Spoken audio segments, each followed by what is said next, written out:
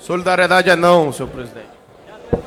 Senhor presidente, colegas, mais uma vez estamos debatendo a Previdência Social brasileira, a Seguridade Social brasileira, em meio a uma profunda crise da democracia brasileira. Aliás, crise essa que a gente não consegue sair desde 2016.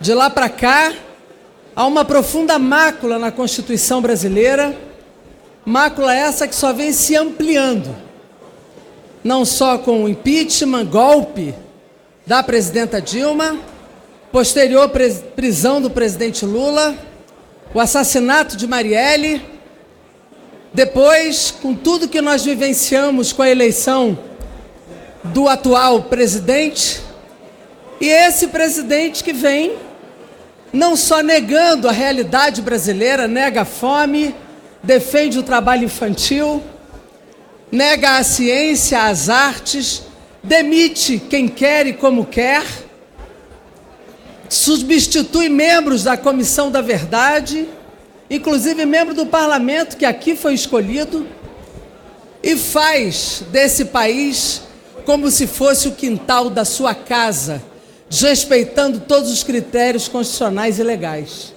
E por último, faz com ferro em brasa um aumento de feridas muito profundas que existem na história desse país, da democracia brasileira, ferindo a honra, a memória de mortos desaparecidos políticos da ditadura, atacando a família, a memória de Fernando Santa Cruz, a quem eu peço aqui uma saudação deste plenário, porque nós não podemos admitir que a democracia brasileira e a sua história dos verdadeiros lutadores pela liberdade seja ferida por alguém que nunca teve convivência com pilares dessa democracia, com pilares da democracia brasileira.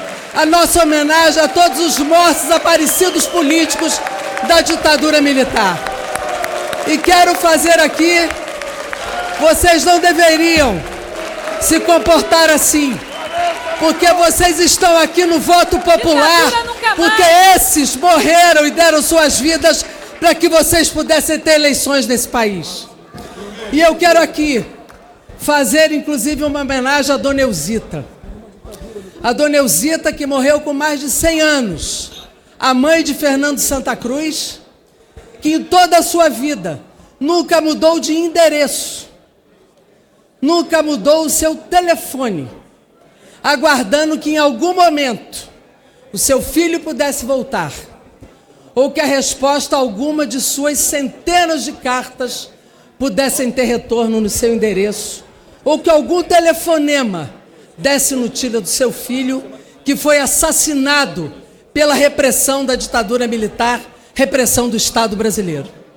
E não adianta querer inverter o jogo, porque os lutadores desse país foram assassinados sim, e isso já foi reconhecido pela Comissão da Verdade, que foi uma comissão do Estado brasileiro. E o nosso desagravo aqui a Felipe Santa Cruz, presidente da Honrosa Ordem dos Advogados do Brasil. Mas há também um outro fato, que aqui já foi citado, que é barra para a gente enfrentar aqui, nesse parlamento.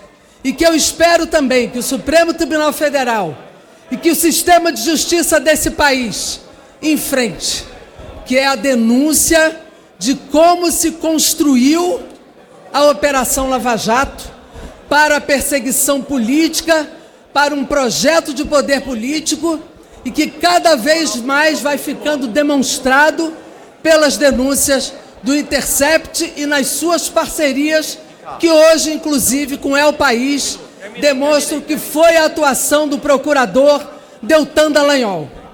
Deltan Dallagnol precisa ser imediatamente responsabilizado, suspenso das suas atividades e outras punições derivadas da sua atuação criminosa na liderança da operação e da força-tarefa da Lava Jato.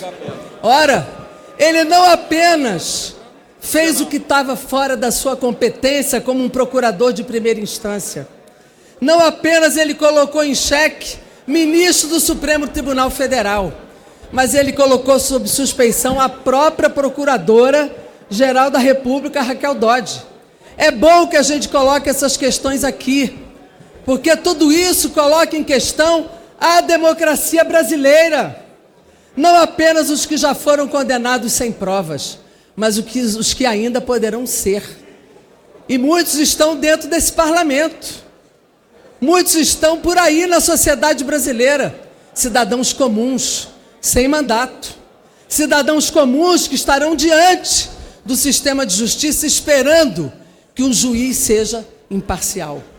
Esperando que seu direito de defesa seja preservado e garantido.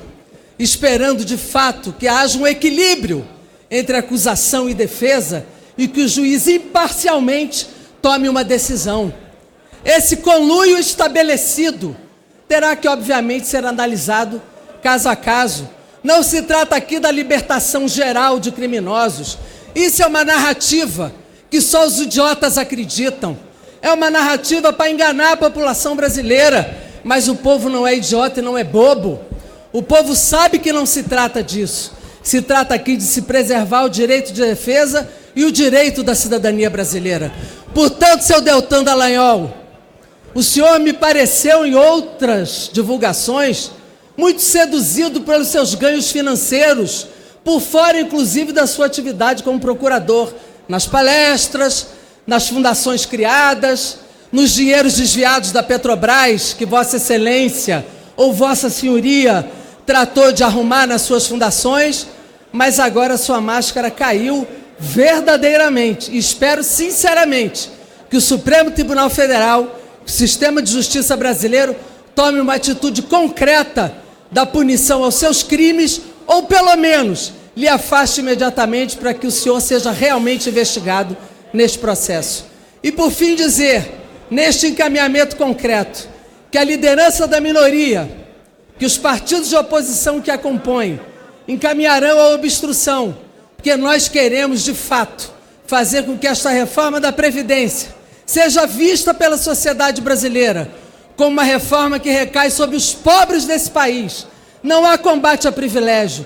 O único privilegiado nessa reforma é aquele que vai ganhar com ela, que é o sistema financeiro desse país. Seja privatizando a previdência dos servidores públicos, seja privatizando os benefícios não programados, seja achatando os benefícios dos trabalhadores que vão precisar correr, aqueles que podem, para os chamados planos de previdência privadas populares ou mais baratos já oferecidos pelos bancos privados. Portanto, encaminhamos obstrução a favor da previdência do povo brasileiro. Muito obrigado. Senhor presidente, podemos encaminhar não. Orienta não, senhor presidente. Presidente, o Klaus orienta não. PCdoB. Senhor presidente, o PCdoB quer de fato que o plenário seja consultado sobre a votação parcelada, porque é necessário mitigar